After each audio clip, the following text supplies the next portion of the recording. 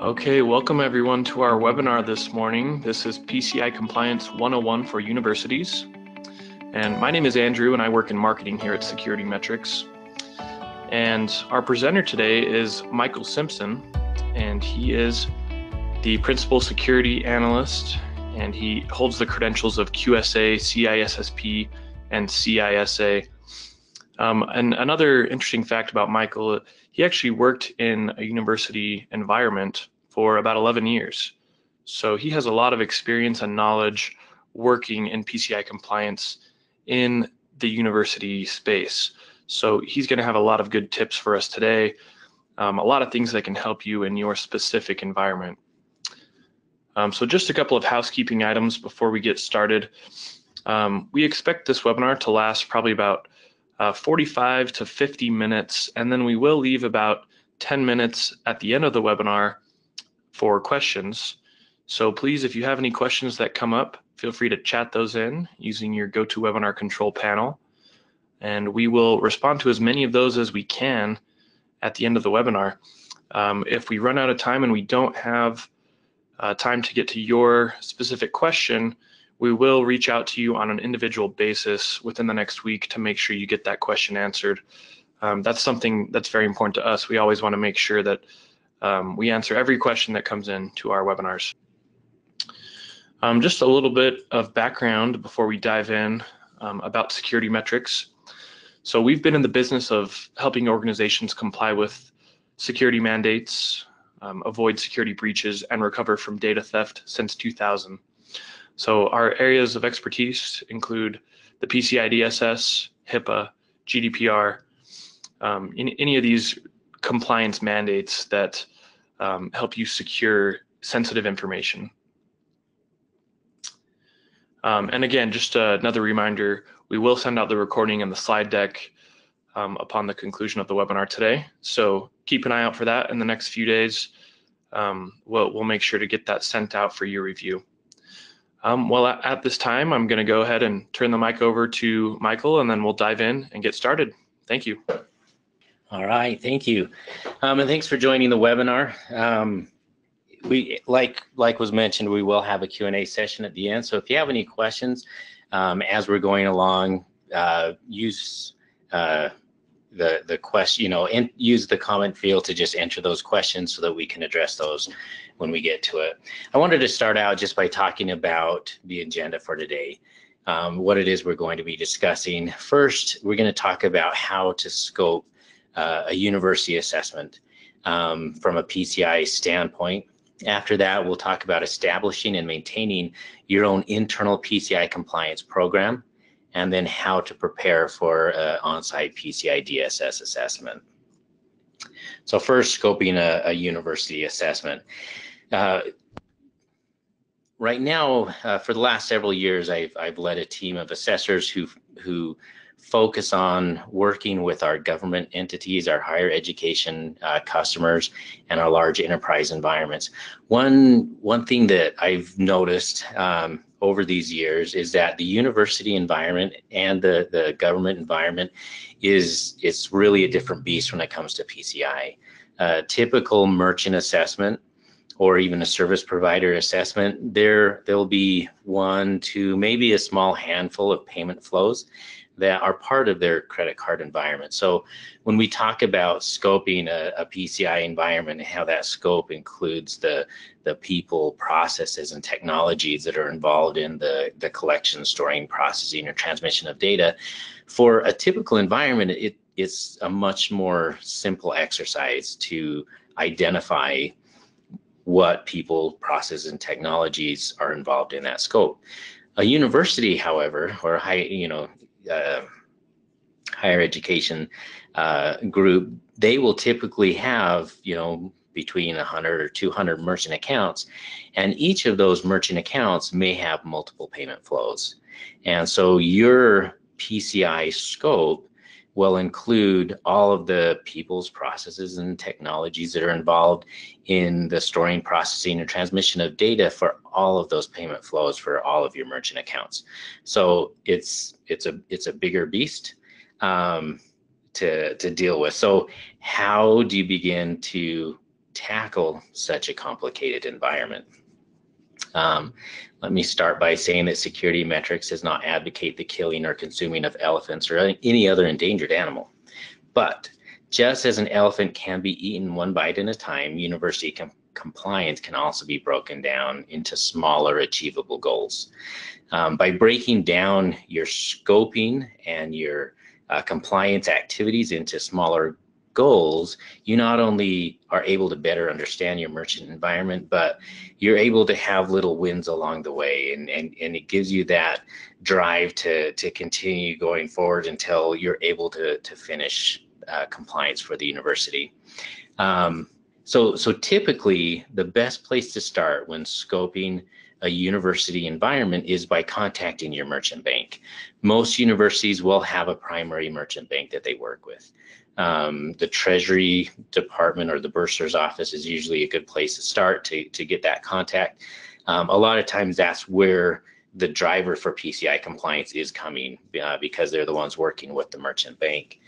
But sometimes it's not. Sometimes I've seen universities where their CISO office or their IT security office is really the driver for PCI compliance. So the first thing you need to do is really identify all of your merchant accounts. So work with your merchant banks and realize that there may be multiple merchant banks. Typically, a university will have one main merchant bank, but there may be some outlier accounts that are held by another bank or processor. You know, sometimes maybe Bank of America is your primary merchant bank, but you may have some campus merchants who, because of the solution that they've chosen, their merchant account is held with, you know, PayPal or some other merchant bank or payment gateway. And then there will also likely be some payment flows that are using the merchant account of a service provider. And these can easily fly under the radar of your merchant banks. They will have no idea because no credit card data is going directly into their accounts. And sometimes it even flies under the radar of the bursar office or the treasury office. If a department goes out and opens a Square account and all of the payments are being processed using that MID of Square, or there's several service providers out there. I've seen at a lot of universities, they have T2 for their parking garages. And sometimes T2 will be set up in a way that T2 is using their own merchant account, which can help simplify compliance for the university, but there still is a risk there that should be addressed. So all of the payment flows, regardless of who owns the merchant account, really should be included in your scoping exercise, just so you can make sure the appropriate security controls are in place to address the risk that's brought onto the university. The next thing that you'll want to do after scoping, or after coming up with your list of merchant accounts, is to identify the primary contacts for each of those merchant accounts. So there should be someone for each of the departments or each university merchant, whoever has chosen to start accepting credit card payments, that is responsible for that account. You'll need those primary contacts for the next step. And the next step really is, once you have that list, start finding out what the payment flows look like. So you'll want to go into a discovery phase where you're working with each of these. I call them MRPs, your merchant responsible person. Each MID should have identified one person who's primarily responsible for the compliance of that environment. Work with them to figure out what the payment flows look like. And there may be, like I said, multiple payment flows for each merchant ID. So find out, what are the ways that they're receiving credit card data? Is it coming via e-commerce? Is there mail order, telephone order? Are they handling card present transactions? Are they receiving credit card data through fax machines? Or are they receiving credit card data through email? Try to find out exactly how credit card data is being received, who's involved in that process, how it's being processed, if there's any storage of credit card data in the environment, whether it's electronic storage or paper storage, and then where that data is going after it's been received, how that's being transmitted to the processor or to the merchant bank. Realize that as you're going through this scoping, it's going to be a difficult process. There's a lot to look at. There's a lot of data to go through. And as you're scoping the environment, you're probably going, especially if this is your first time, you're probably going to encounter some problems. You know, and we'll talk about some of the problems that you should keep an eye out for. But, you know, maybe you find out that someone is receiving credit card data through email, and that brings your campus email infrastructure into place, and maybe it brings your entire campus network into scope for PCI. If that happens, don't get frustrated. You know, as part of this process, it's one of the reasons why we're going through this process, is to identify those issues. Let the merchant know the problem, help them to, you know, educate them, help them to understand what their payment flow, like the decisions that they've made and how they're processing and receiving credit card data, how it affects the university as a whole, and give them some suggestions for how they can correct that. And then just make note of those issues so that when we get past the initial scoping exercise and we start working on our compliance program, you can circle back and make sure that those issues have been addressed. So the next thing I want to do is just quickly go over the different SAQ types, because once you identify each of your merchants and you've got, you know, basically how their payment flow looks and what their processes are, the next step I would recommend is to kind of put them into an SAQ level, so they understand, you know, based on my payment environment and the way that I process payments, these are the PCI requirements I really need to be focusing in on. So the first one I wanted to talk about is the SAQA. A lot of campus merchants fall into this category. SAQA can be a mail order, telephone order process that's fully outsourced, though I don't see that very often. Typically what we see for SAQA merchants, it's an e-commerce environment that has been fully outsourced. So maybe the students coming onto your website to sign up for some type of a course or seminar that you guys are having, or maybe there's products that you're offering. But before they get to the point of entering their payment data, the university website is fully redirecting their browser out to the payment gateway. So let's say you're using, you know, Authorize.net or PayPal. Their web browser is redirected to that third party, and the collection and processing of data is all handled by the third party. That's one example of an SAQA. Another example of an SAQA would be maybe the customer stays on your website and they're entering in all of their data, but your website brings in an iframe from the payment gateway. So the customer might not know that part of the website that's being shown on their web browser is coming from the payment gateway, but as long as all of the collection and processing of credit card data is performed using an iframe from your payment gateway, your PCI DSS compliant third-party provider, then you could still qualify for the SAQA. Typical scoping issues that I see with SAQA environments, people who self-identify SAQA and then we come on site, one is that they are not fully outsourcing that data to third party. So some websites will be configured in a way where they're actually collecting the data, holding it in memory, and then using an API call to send that to the payment gateway.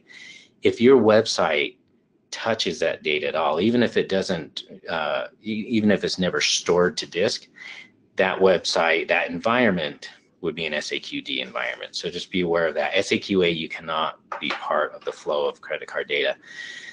The other issues we'll talk about when we go to the next slide for SAQ AEP.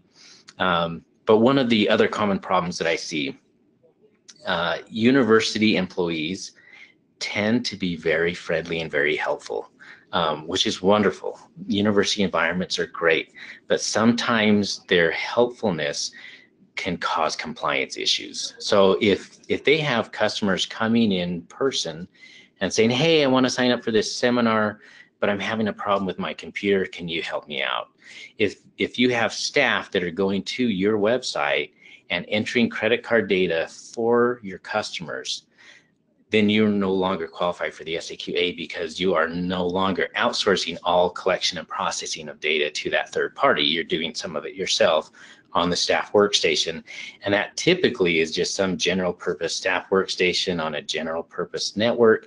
And that is an easy way to bring your entire campus infrastructure into scope. So be aware of that when you're scoping these environments. Make sure that if they have an e-commerce environment and they're working towards validating using the SAQA controls, that they are not entering that data themselves. This is their customers entering the data into the website directly.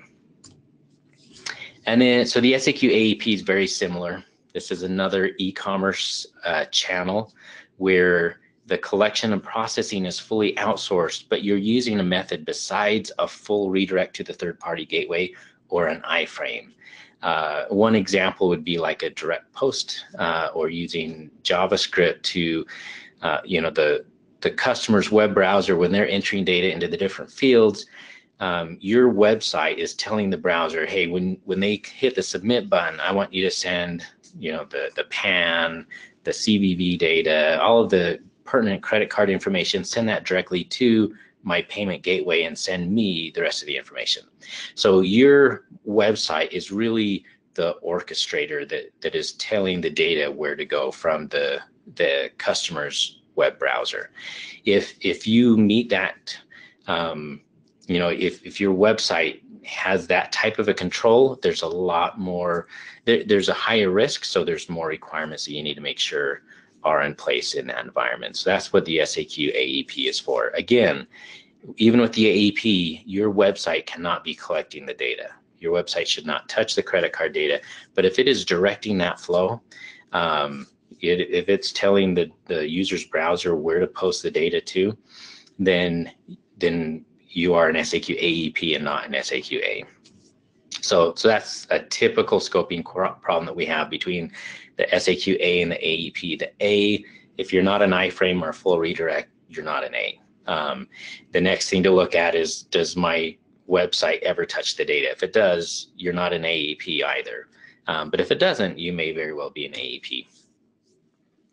The next one is the SAQB. This is typically, bank provided terminals that are connected to an analog line. That's almost always, that's what we see for SAQBs. It could be a full paper process where you're using an imprint machine or knuckle buster to take credit card data and then you're mailing that to your bank, but I just don't see that often. Typically you've got a POI device that's been sent to you by your bank and it should be connected to an analog line. The problem that I typically see with an SAQB is sometimes they will not be connected to an analog line. You can't, connect these to VoIP lines or digital lines. They can't be connected to the IP connection of the device. A lot of times on assessments, I'll be going through an assessment and I see that they, this SAQB, quote unquote, environment, I see that it's connected to an IP connection and not to an analog phone line. And when I ask them, why they switched from their analog line to their IP connection, they say, well, I called my bank because we were having some difficulties with the connection and they said, just plug it into the network. So realize that sometimes your bank may give you bad information. You can plug these devices into a network, but you have to secure the network that they're plugged into, which brings us to the SAQB IP. So the SAQB IP, very similar to a B, it's usually a bank provided terminal. It has to be a PTS approved device, which usually your bank should be sending you PTS approved devices, but these are connected to an IP connection instead of an analog line. One thing to realize, and with all of the SAQs, there's a section that's titled eligibility criteria or eligibility to complete. You want to look at those eligibility checkboxes and make sure that you can answer affirmatively each one of those eligibility criteria. One of the eligibility criteria for the BIP is that this IP connected POI terminal is not connected to any other device on your network. And this is usually accomplished through network segmentation. So you cannot take a bank provided terminal and just connect it to your staff network and and be eligible to comply with or to assess using the SAQ BIP. This needs to be on an isolated network segment. Typically, you'll have a firewall that only allows 443 traffic out to the gateway or the bank, and it's not really allowing any traffic in. So we just need to make sure those are appropriately segmented. The SAQC, this is for a little more complex payment environment. So you usually have, maybe you'll have one or multiple point of sale systems. So you'll have maybe some workstations with software on it. An example would be like a pharmacy. Maybe you've got a pharmacy that the School of Pharmacy manages, or maybe they have multiple sites and they're running RX30 or some other payment application that is processing credit card data for that merchant environment. One thing to make sure to be eligible for the SAQC, they cannot have any electronic storage of credit card data. If they're storing data electronically, they do not qualify for the SAQC. They need to be using the SAQD. The other requirement, eligibility criteria to be aware of, is that if they have multiple physical locations, those locations cannot interconnect. We need to have an individual LAN per location, and they don't have connectivity between the multiple locations. And the reason for that is the SAQC, even though it is one of the larger SAQs, there are several requirements that are not in the SAQC that should be in place if you have a more complicated network environment like that. So one thing to look out for there. And then the SAQ CBT, so this is a fairly simple SAQ. You see there's only 79 questions in the SAQ CBT. This is where you're using a workstation, a dedicated workstation that's on an isolated network, and you're connecting to a virtual terminal. So maybe this virtual terminal, it's a website provided by your bank where you could go key in credit card data to process payments. And this data can be received through, in-person transactions, or it could be through the mail or over the phone. But all of the data is being manually entered using the keyboard through that, web browser connection to the PCI compliant virtual terminal. Problems that I typically see with the CBT, if the department that is using a CBT to process credit card data is doing a lot of card present transactions, and they decide, this would be a lot easier if we connected a USB card reader to this terminal. So instead of typing in the 16 digits, we can just swipe the card. If you have any type of card reader, anything that's directly contacting the credit card, you don't qualify for the SAQ CBT. And again, the reason for that is the CBT does not have the appropriate requirements to address the security concerns of that type of an environment. Requirement 9.9, which has to do with the physical security of these, swipe devices, are not included in the SAQ CBT. So if you have swipe devices, you do not qualify for the CBT. The other thing to realize too, again, there's a network isolation component here. So they cannot be using their standard, staff workstation that's connected to everything on campus, and, they're receiving emails and going, doing research or whatever. This is an isolated environment. It's part of a payment environment, and that's what the device is used for. The SAQ P2PE, this is the newest of the SAQs and one of the smallest. You'll notice very few questions in the SAQ P2PE. The SAQ P2PE, so this is for a point-to-point encrypted environment that has been validated and listed on the council website. So when you swipe or dip the credit card into this P2PE terminal, the terminal is strongly encrypting that data before it sends it out through the network or through the workstation it's connected to. So even if someone were to be able to capture that data in transit, there should be no way for them to unencrypt that data. The merchant will not have, the merchant or the university will not have the decryption keys.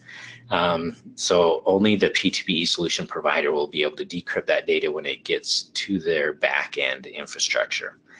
The problems that we see, and I'm seeing it a little less than when P2PE first came out. When P2PE first came out, everyone out there that had any type of end-to-end encryption solution was trying to market themselves as a P2PE solution. So there's a lot of times where we'll go on site to an environment that is supposedly, a P2PE environment, and we find that they have an end-to-end encryption solution, but it's not a listed solution that has been validated, and we can't use the SAQ P2PE if it's a non-validated solution. Because we need to make sure that all of the process involved in the key injection, all of the physical security of both the key injection facility and the physical security of the devices between injection and the time they get to your location, all of those appropriate controls are in place to secure that payment data. The benefit of the P2PE, if you're using a listed P2PE solution and your payment terminal is a validated terminal to be used on the solution, is running the right hardware, if you truly have a P2PE environment, it just takes your network out of scope from a PCI standpoint, because that data is strongly encrypted before it hits the network. Or there's some P2PE terminals that are like USB connected to a workstation, and all of the data is entered into that USB terminal, and it's strongly encrypted before it enters the workstation and then goes out to the payment gateway or the P2PE solution provider. So this again takes that workstation out of scope, because that workstation no longer is receiving, processing, or transmitting credit card data. It's only transmitting this strongly encrypted data and has no ability to decrypt the data. And then the last one is the SAQD. And the SAQD, we've got this is basically the full PCI DSS standard. There are two SAQDs. Be aware that there's the SAQD for merchants, which most universities are going to fall into that bucket. And then there's an SAQD for service providers. It has some additional questions.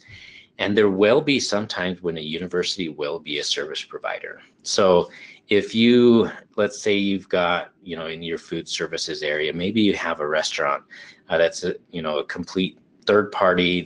It's their own merchant account. They're processing data, and they're just basically renting space in your environment. If you provide security services for their CDE, if you're saying, hey, we'll handle all of your firewall for your CDE, then you are now their service provider, and you should be looking at completing an SAQD service provider for that environment. If all you're doing is being an ISP in that situation and you're not providing any security services, that doesn't make you a service provider.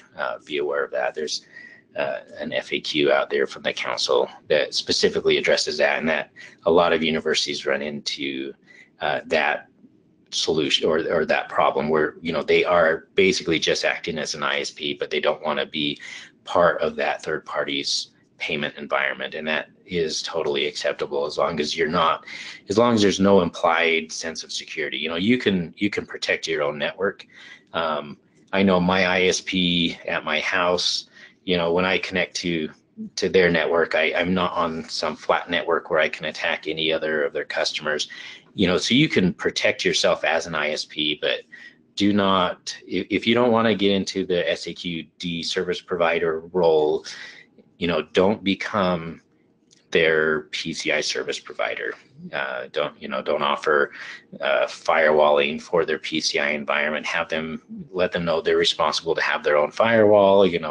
If you provide any other security services for them, let's say you're helping them with their antivirus or their log monitoring, anytime you get into that role where you are providing security services for another organization's PCI environment, then you become a service provider. The other thing I wanted to talk about, now that we've kind of gone through the different SAQs, don't try to shoehorn yourself into an SAQ that doesn't fit, because what you're doing if you do that is you're not appropriately addressing the risk that your organization faces by accepting credit card data in a particular manner. So you want to make sure that you are using the appropriate SAQ for your payment environments. The next thing I want to talk about when it comes to scoping, look into how you can reduce scope in your environment. start by focusing on those bigger, higher risk environments, your SAQDs and your SAQCs. Look at any electronic data storage. I work with a lot of large universities that have been able to completely eliminate any electronic storage of credit card data. But maybe there is a reason for that electronic storage. So anytime you have a merchant on campus that's storing data electronically, find out what the purpose of that is. Make sure that there is an actual reason, and do a cost benefit analysis with them and decide, okay, maybe there's a benefit that you're receiving for storing this credit card data, but is it coming at a higher cost? Would you be better off reworking how you manage your payment processes to eliminate that storage of data, because that really would help not only to reduce your compliance efforts, but it reduces the risk that you face. And that really should be what we're focusing on, is reducing your risk. And then the next thing to look at, can you leverage a point-to-point encrypted solution environment, or solution to eliminate some of your SAQC and D environments. So these more complex point of sale solutions, can you implement point-to-point encryption to be able to reduce the risk and thus reduce the scope of your environment?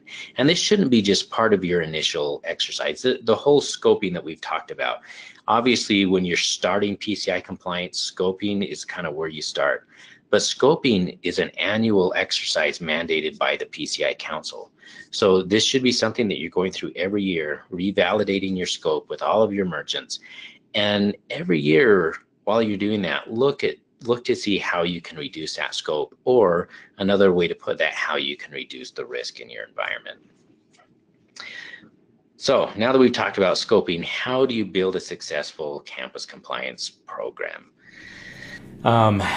Compliance can be really difficult, especially in a university environment, and especially that some university environments are more decentralized than others. Sometimes each individual school on campus, each department, they're kind of a silo in and of themselves. It's very difficult if someone from the, let's say, the CISO office or someone from the bursar's office, they've been put in, they've been tasked with maintaining compliance, but they have no authority to enforce anything. So there's a couple of things that can help make this task easier. And the first one is get that executive buy-in. PCI requirement 12.4.1, this only applies to service providers, but in my opinion, it really should apply to everyone, and it's especially helpful in a university environment. What this requires is that you have a documented charter that describes how you manage PCI compliance in your environment. Who's responsible to ensure that you guys are maintaining compliance, how you communicate your compliance efforts up to the executive level. It should never be a surprise to your vice presidents or the president on campus that there's a compliance problem. It shouldn't be a surprise to them that they somewhere on campus, some department is processing data in a way that is bringing the campus at risk of a breach. That should be part of the communication process. And if there is a problem, if you have that executive buy-in, they can help to give you the political ability or the power to be able to actually enforce changes and to make people come into compliance. I worked with a state institution that recently hit level 2 status, and they had this problem where they were, their treasury department was responsible for PCI compliance, but they had no oversight over these different state entities. So, the first thing they had to do was work with the governor's office and get something in place so that they would be able to have some leverage over each of these departments. So if someone chose not to be compliant, they didn't bring the entire entity out of compliance. So they would be able to pull their merchant account, their ability to accept payment card data if they weren't securing those payment channels. So executive buy-in is really critical to having a good compliance program at a university. The second thing that I think is really important is that you you as one person, you cannot bring the full campus into compliance and maintain compliance. It's just too much work, especially for the really large university environments. So if you've been tasked to kind of oversee PCI compliance effort, you need to help to push that out to the people who are really responsible for this. So anyone who's chosen to accept credit card payments for their department, let them know that as part of that decision, they are also accepting the responsibility to maintain compliance of that payment flow. And you're there as, you know, a resource to them. You're there to help them understand what needs to be done, but it's their responsibility to maintain compliance. So you'll be working with them to help maintain compliance. The other thing that you need to do in a university environment is kind of determine who's responsible for what. A typical merchant has to do this when they're just looking at their different service providers. You know, if they have 2 or 3 service providers that all have, you know, maybe some of them are receiving credit card data, or maybe some of them are helping to secure their firewalls or other parts of their infrastructure. They need to document who's responsible for what. So they can make sure that everyone understands their role in the payment environment and can be filling that role. In a university environment, this can kind of be even more complicated, because maybe some of these some of the responsibilities will be handled by the merchant. Some of them may be handled centrally by the Treasury office or the IT security office or the just general IT department. So and some might be outsourced to a third party. So you really need to determine who's responsible at the merchant level, and then who's responsible for each PCI requirement. Some of those examples of what I was talking about, a lot of times policy, especially what I call like capital P policy, there's usually a policy board on campus that helps to draft and approve policies. And a lot of times, making changes to that policy is a very rigorous process. It doesn't happen very quickly. So maybe some of the PCI the policy elements will be addressed by campus policies, but maybe some of those need to be addressed by departmental procedures.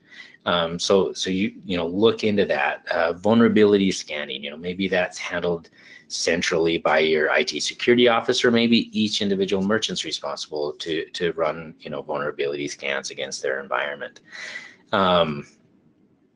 Requirement 12.8, where you're listing your service providers out and you're reaching out every year to make sure that they're still compliant. You're asking for their attestation of compliance.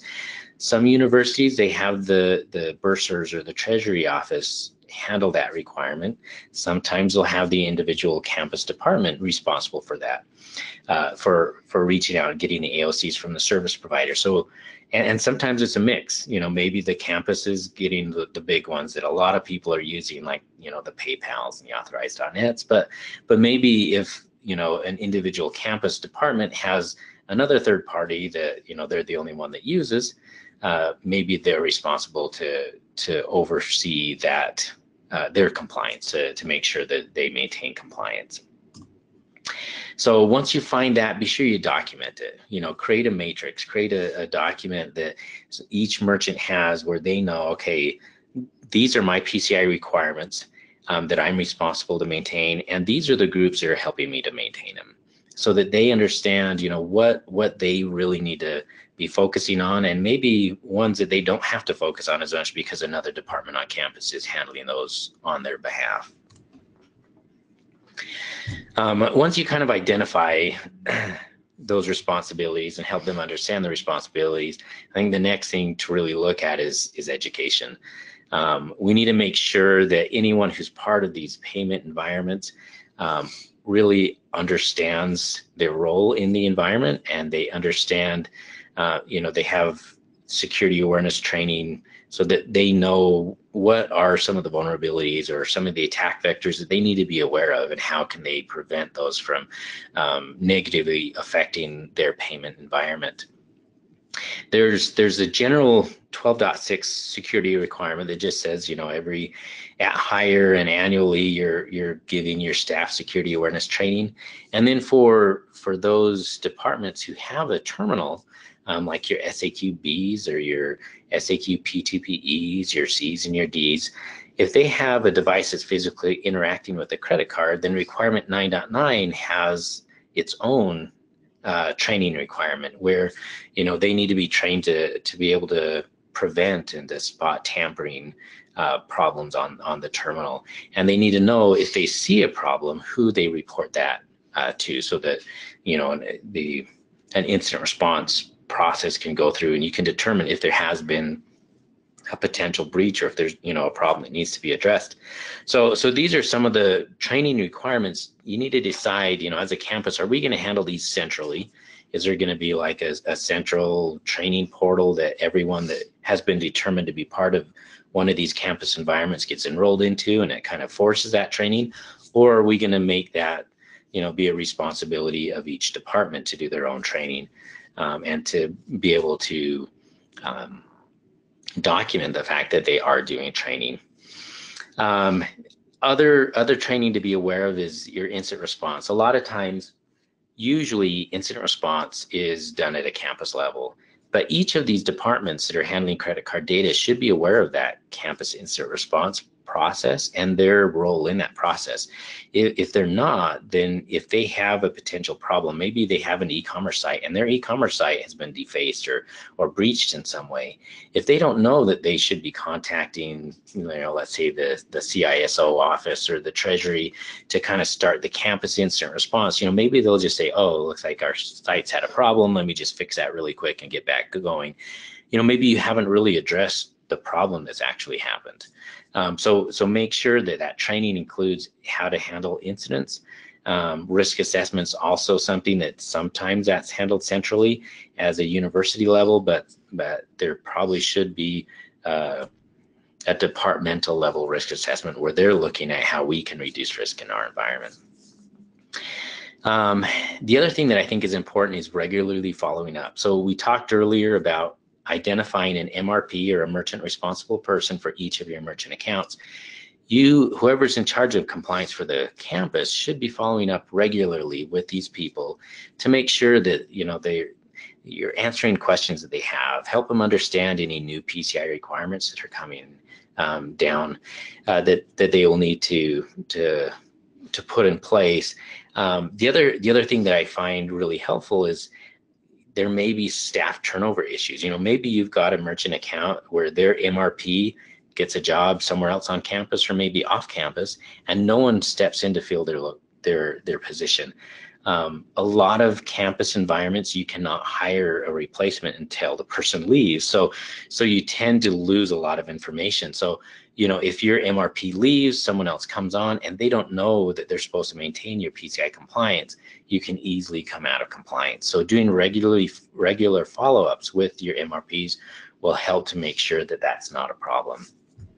Part of that regular follow-up is identifying any changes that occur in the environment. Requirement 6.4.6, it's a newer PCI requirement that deals with significant changes in the environment.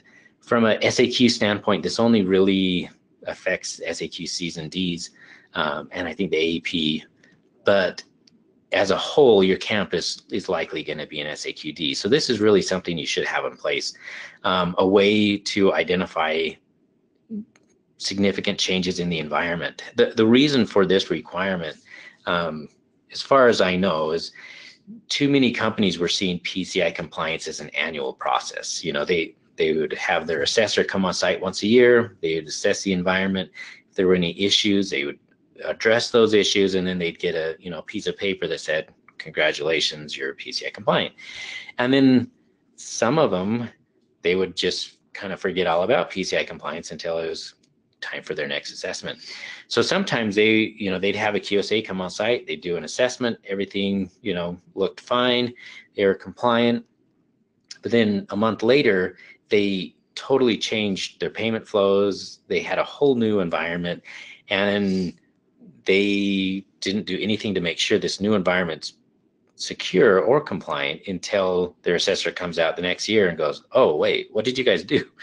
So this requirement 646, it basically states that you have a change management process where after a significant change happens in an environment, you guys are reassessing to validate that you guys are still PCI compliant.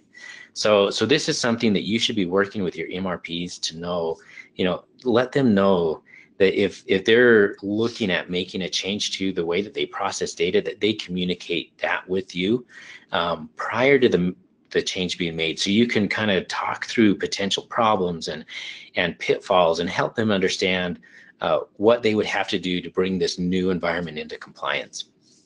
And don't hesitate, if you guys have a QSA, don't hesitate to reach out to your QSA and get them involved in the planning process so that it's easier to set it up right the first time than it is to try to address problems after the fact.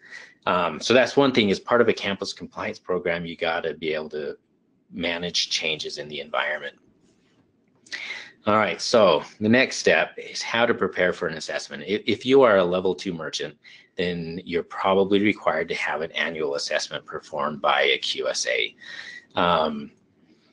Part of preparing for an assessment is just documentation. It seems like at least half of PCI is making sure you've got policies and procedures documented and you've got evidence that shows that you're following your policies and procedures. So make sure your MRPs, all of your merchant account, your merchant IDs, they are going through a process regularly to look at their documentation and to update it. So this would be, if there's changes, make sure that that affect their flow diagrams or their network diagrams, make sure those are up to date. Have them go through their policies and procedures, have them look at their, list of employees that are part of their environment, make sure that everything's up to date so that you're ready for that assessment. One thing that kind of helps with that is by creating what I'd call a merchant binder.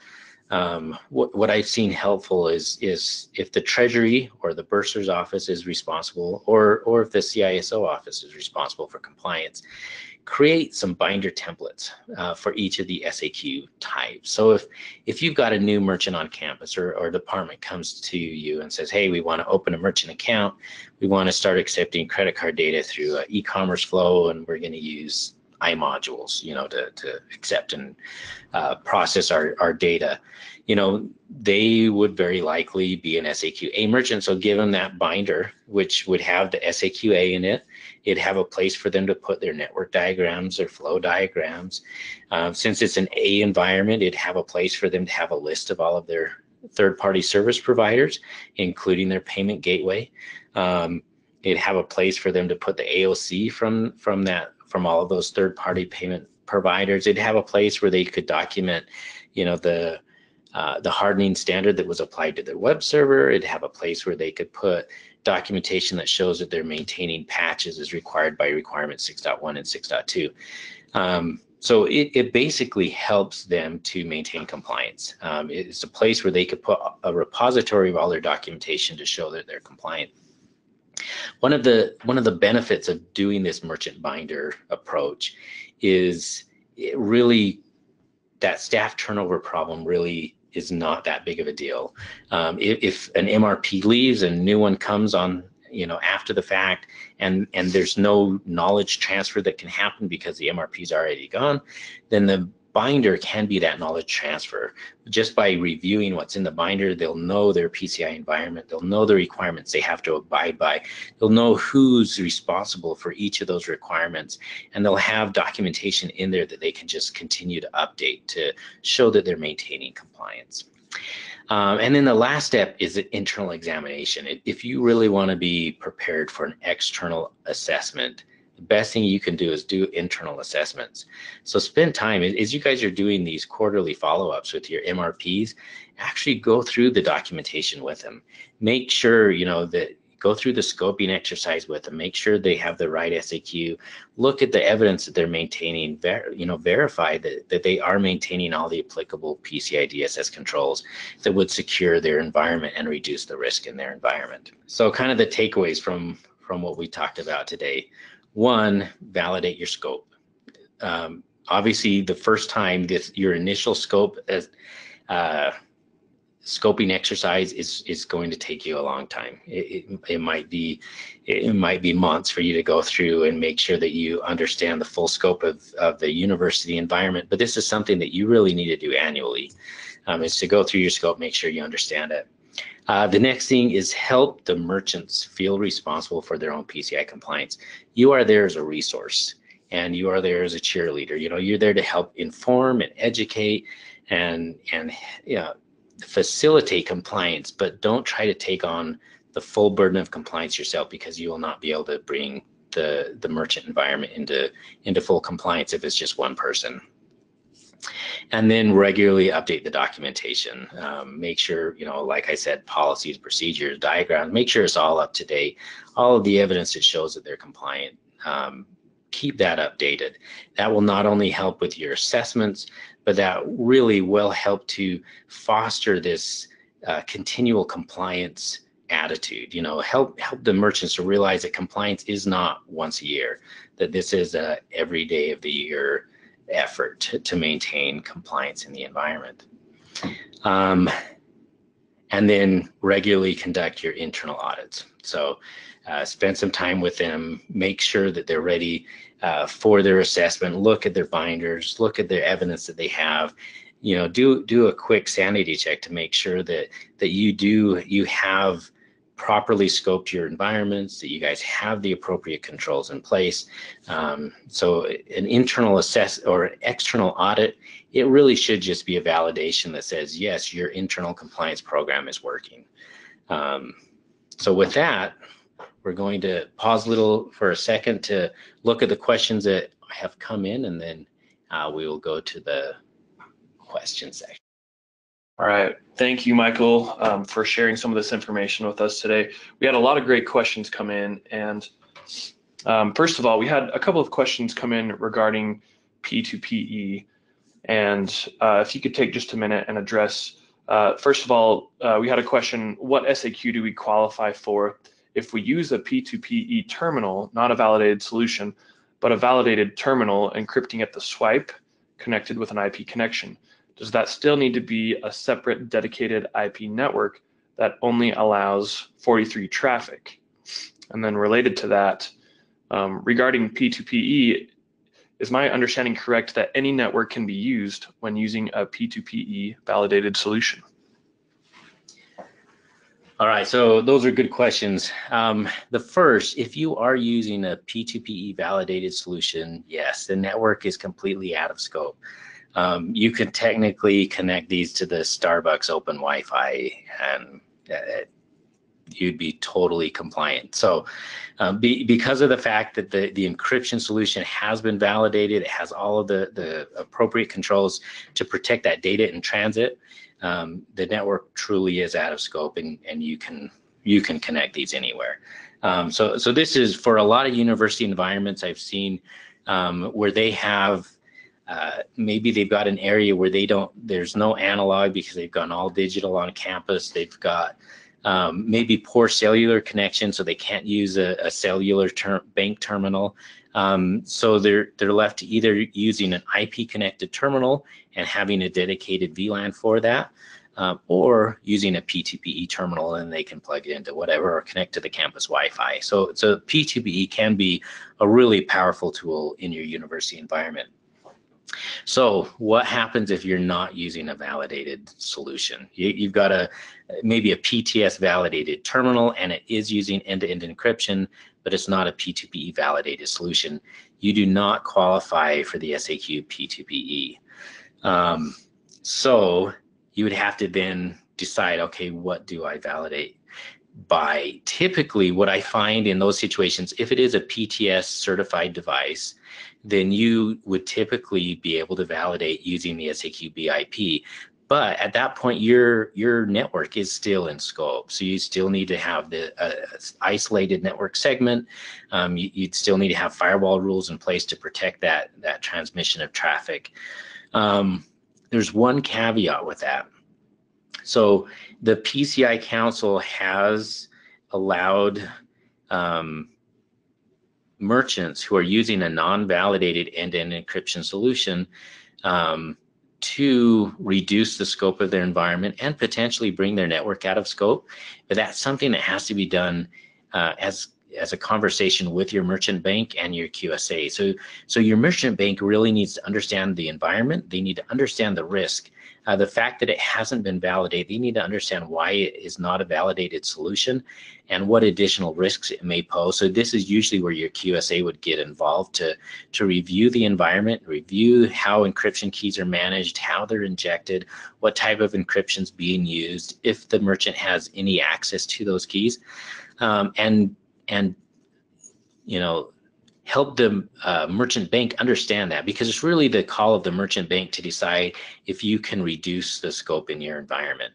So that your QSA could look at the environment. I've had some environments like this where we've talked to the merchant bank, we've let them know about the solution. Verifone has a non-validated solution. A lot of merchant banks have their own non-validated solutions. So if the non-validated solution is provided by your merchant bank, usually they will allow for scope reduction because they feel good about their own solution that they've sold you. Sometimes if it's not their solution, maybe they'll say, yeah, you can take their network out of scope as long as you do a penetration test against the device to ensure that it's properly protected. The device itself is protected from external attacks, and to verify that the data is strongly encrypted. So maybe they'll give you a couple of hoops to jump through, and then if you jump through those hoops, then you can reduce or remove the network from your PCI scope. But if it's not a validated solution, you can't automatically do that. That can only be done. You can only use the SAQ PTPE if it is a validated solution. Awesome. Another question coming in here. If we use a VT with a USB connected device, what SAQ would we fall under if not CVT? All right, another good question. So again, because the CVT does not address the physical security of that payment device, and there may be, typically I see more problems with unintended storage of full track data if you're using these USB connected devices. The SAQ CVT is just not designed to handle that. So typically, if you are using an SAQ, or if you are using a USB connected device that physically interacts with the credit card, you would be an SAQ-C, as long as you can validate that you are not electronically storing credit card data anywhere. If you're electronically storing data, then of course you would be an SAQD. Great. So going back to logging that you touched on towards the beginning of the webinar, what needs to be logged on servers, networking equipment, etc.? All right, so that's a good question. If you go through the PCI DSS requirement 10, it will specifically address what needs to be logged. So we need like account creation, that should be logged. Anytime an administrator is performing an administrative function on a server, that should be logged. You should be logging all authentication requests. So really go through PCI requirement 10, and it will tell you specifically what needs to be logged. Logging, logging can be a preventative control, but it's usually a detective control. If you have it set up well, you're really trying to identify potential problems that are happening on your network or your devices. So if you're having someone trying to brute force your devices and you're logging that, and that log data is being, reviewed, usually automatically. Technically, you can do manual review of, daily reviews of your logs, but I've never seen that be effective. So usually you'll have some type of SIM solution that's monitoring your logs and alerting you to problems that it identifies. Sometimes you'll be able to identify problems before they occur. Like in the case of a brute force, if you see someone's really banging on a box and trying to breach that box, you can take some preemptive actions to prevent further incursions in the network. Or sometimes there'll be detective controls. If your log data shows you that, there's been an unauthorized change to your NTP configuration, someone reset the clock on one of your servers or pointed it to a different NTP server, maybe that's an indication that there's been some type of a compromise on a system. Or if you see that new administrative accounts have been created or new access has been granted and you're not aware of that, that's another indication that there could be a potential incursion. So really, logging is a difficult and a complex thing to go over. We probably don't have time here. We could probably do a whole seminar or webinar just on logging, but log as much as you can, go through PCI DSS and see exactly what they require you to log, and then just make sure that those logs are actually doing you good. Part of the logging is so that if there's a problem, forensics can actually come in and find out what caused the problem and what was affected. But if you're using them correctly, the logging data can really help to prevent or minimize the impact of a breach. Okay, great. And we probably have time just for one more question here, and then we need to wrap things up. But could you expand on the risk involved when the service providers are using their own MID, and what our responsibility is as a university?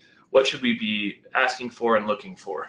Okay, that's a really good question, because on universities, there's a lot of service providers who will use their own MID. And they'll sell it in the way that, they'll say, hey, we're using our merchant account, so you don't have to worry about PCI compliance, which is not true. Technically, if there was a breach in that environment, the Visa and MasterCard, the merchant bank, they would not be coming to you because it's not your merchant account. But that doesn't mean that the university doesn't have risk. If you had a breach, if one of your service providers had a breach and it was their merchant account, but it happened on your campus, how is that going to be reported in the media? Is that going to be, oh, this service provider had a breach and it affected their customers? Or is it going to be, oh, News at 11, University X had a breach and they're, lost customer data. So there's definitely a reputational risk that's there. There is also a potential, it's a weird environment. If they are the merchant of record, then what are you? Are you their service provider? I don't think in an environment like that you are technically a service provider. Like, I don't think you'd have to fill out an SAQD, but you should really understand what your responsibility is and what you should be protecting. Let's say, in the case of a T2 implementation for parking, maybe T2 is running their own merchant account, and they're responsible, for all of the patching of their systems. They're responsible for the network that it's connected to, but maybe you're responsible for physical security. If T2 is not coming out to periodically inspect the devices to make sure they haven't been tampered with, to make sure there's no skimmers installed on there, if you have that type of a breach, whose responsibility is that ultimately going to be in the courts? And that may be a better conversation to have with your legal team.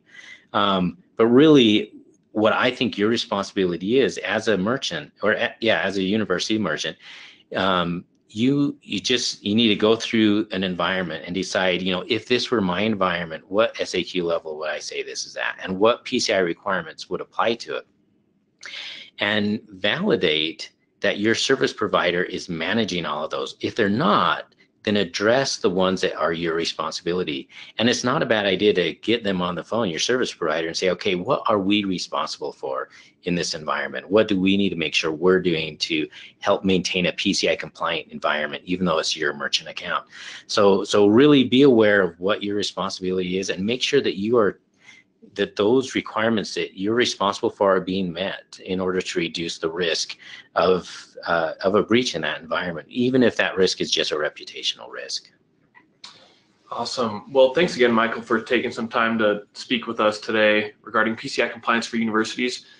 And thank you to all of you who are in attendance for being with us today. We did have a few more questions here that we unfortunately don't have time for, but again, we will reach out to you individually the next few days to make sure you get those questions answered. And also stay tuned for the recording that we will be sending out. You can check your emails in the next couple of days here. We'll make sure we get that sent out so that you can review this webinar and review the slide deck. And again, we really appreciate you being here in attendance today. Thanks, and we'll see you next time.